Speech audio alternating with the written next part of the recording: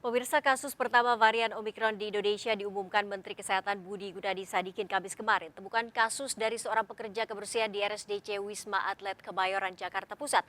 Nah, lalu bagaimana kasus ini pemirsa bisa terdeteksi? Kita bersama-sama akan melihat bagaimana kronologinya. Ya, ini kita lihat bersama.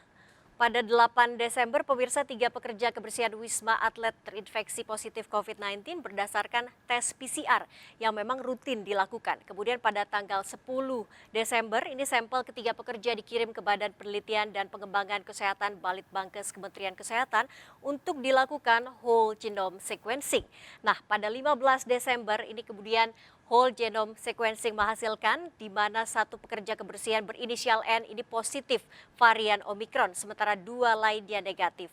Data pasien tersebut sudah dikonfirmasikan ke GSAID dan dikonfirmasi ulang bahwa benar laporan tersebut merupakan varian Omikron.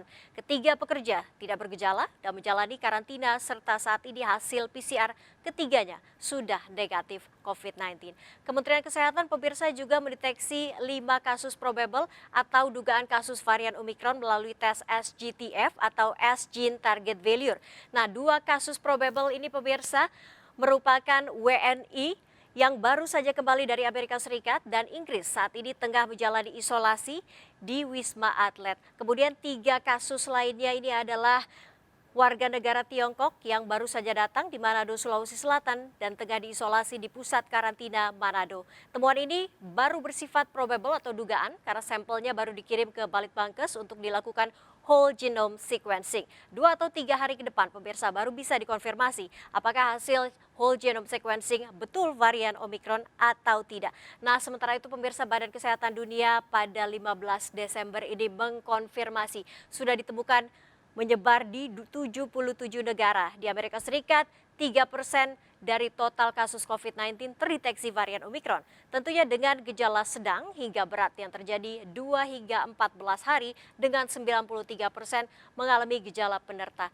Nah, berdasarkan laporan Pusat Pengendalian Pencegahan Penyakit Amerika Serikat (CDC), sejumlah gejala varian Omikron yang berasal dari Afrika tersebut, maksud kami ini diantaranya adalah sakit kepala pemirsa.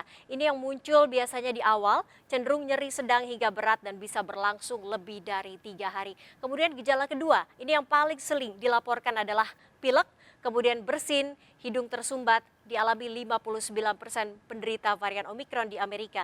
Namun gejala ini memang sulit dibedakan, terlebih bagi penderita alergi dan sejumlah negara memang tengah dilanda musim dingin. Nah, gejala berikutnya ini adalah batuk pemirsa. Gejala ini paling sering dikeluhkan oleh 89% penderita varian Omikron di Amerika Serikat. Sementara gejala lainnya demam, mual dan muntah, diare, hingga sesak nafas serta hilang indera penciuman dan perasa. Meski memang ringan, varian Omikron lebih banyak ditemukan menjangkiti usia produktif. Nah, masyarakat diimbau tentunya untuk tetap waspada, tidak perlu panik. Ingatlah untuk tetap disiplin menegakkan protokol kesehatan dengan memakai masker, mencuci tangan dengan sabun sesering mungkin, menjaga jarak serta membatasi mobilitas. Jangan lupa untuk segera mendapatkan vaksin COVID-19 sebagai salah satu upaya perlindungan melawan COVID-19.